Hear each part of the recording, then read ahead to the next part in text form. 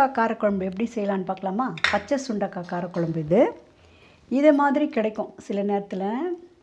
இப்படி இது நம்ம எடுத்துகிட்டு இந்த காம்பு இருக்குல்ல, இந்த காம்பு இப்படி எடுத்துகிட்டு யூஸ் பண்ணணும். சரியா? பச்சை சுண்டக்காய் எடுத்து வச்சுருக்கேன். ஒரே ஒரு பெரிய வெங்காயம் அரைச்சி வச்சுருக்கேன். 2 தக்காளி பழம் அரைச்சி வச்சுருக்கேன். ஒரு எலுமிச்சம்பழம் அளவுக்கு புளி கரைச்சல் எடுத்து வச்சுருக்கேன். மஞ்சத்தூள், உப்பு, அப்புறம் குழம்பு மிளகாத்தூள். இது தனியாத்தூள், ப்ளைன் மிளகாத்தூள், இஞ்சி பூண்டு பேஸ்ட்டு, பெருங்காய பவுடரு, கருவேப்பிலை, கொத்தமல்லி. இது மிக்சடு மிளகாத்தூள், எல்லாமே கலந்துருக்கும். மிளகு, சீரகம் அதெல்லாம் கலந்துருக்கும். இதோட காரம் குறைச்சலாக இருக்கும். அதனால தான் கொஞ்சம் ப்ளைன் மிளகாத்தூள் எடுத்து வச்சுருக்கேன். தாளிக்க கடுகு, ஜீரகம், வெந்தயம் 3 போட்டு தான் தாளிக்கணும். அப்போ தான் காரக்குழம்பு நல்லாயிருக்கும். சரியா? காஞ்ச சுண்டக்காவும் கிடைக்கும். அதை விட இந்த பச்சை சுண்டக்காய் செய்தால் வயிற்றுக்கு ரொம்ப நல்லது. வயிறு சம்மந்தப்பட்ட பிரச்சனைலாம் நமக்கு சால்வ் ஆகும். வீக்லி ஒன்ஸ் இது கிடைச்சா வாங்கி செய்துருங்க. சரியா?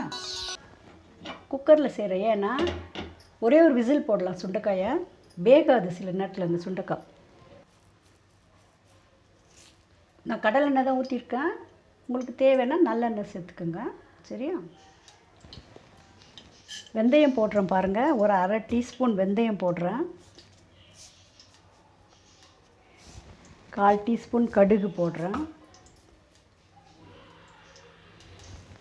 அரை டீஸ்பூன் ஜீரகம் போடுறேன்.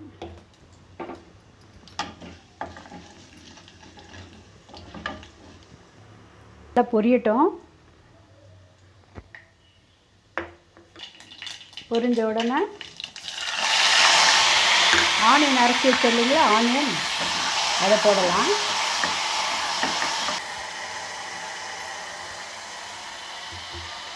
வெங்காயம் நல்லா வதங்கிடுச்சு. ஃபஸ்ட்டு ஆயில் ஊற்றி வெந்தயம் போட்டு கடுகு ஜீரகம் போட்டு பொரிஞ்ச அப்புறம் ஆனியன் போட்டிருக்கேன். இதை பச்சை சுண்டைக்காய் போடலாம். சரியா? பச்சை சுண்டைக்காய் நல்லா எண்ணெயில் வதங்கணும். சரியா? பச்சை சுண்டைக்காய் போட்டு வந்தீங்களா, நல்லா வதங்கிடுச்சு பாருங்கள். இப்போ நம்ம அரைச்சி வச்சல தக்காளி அது போடலாம். 2 தக்காளி.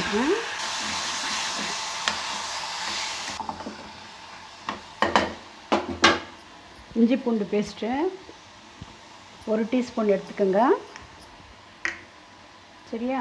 இது 1 டீஸ்பூன் மிளகாத்தூள். சரியா?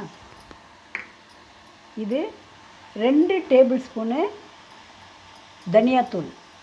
ஏன்னா தனியாத்தூள் நிறைய இருந்தால் நல்லது. இது குழம்பு மிளகாத்தூள் 1 டேபிள் ஸ்பூன். சரியா? ரொம்ப காரம் தேவைன்னா எக்ஸ்ட்ரா சேர்த்துக்கோங்க. அப்போது மஞ்சத்தூள், சால்ட் தேவையான அளவுக்கு எல்லாமே நல்லா நம்ம மிக்ஸ் பண்ணிக்கலாம். இப்போ எல்லாம் போட்டோம். தேவையானதெல்லாம் போட்டோம். நம்ம புளி கரைச்சல் சொன்னோம் இல்லைங்களா, ஒரு எலுமிச்சம்பழம் அளவு கரைச்சல் தான் இது. அதை ஊற்றுறேன் பாருங்கள்.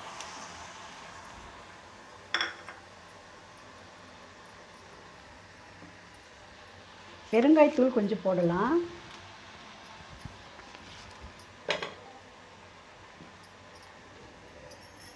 அவ்வளோதான். தேவையான அளவுக்கு தண்ணி சேர்த்தாச்சு. எல்லாம் போட்டாச்சு.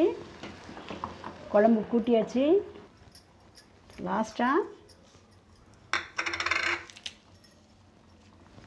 கருவேப்பிலை போடுறேன், கொத்தமல்லி போடுறேன்.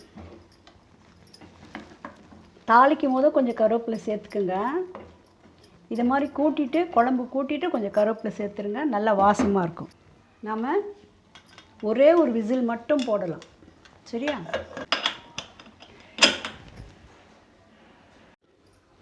ஒரு விசில் போட்டாச்சு. குழம்பு ரெடி ஆகிட்டு, விசில் அடங்கிடுச்சு.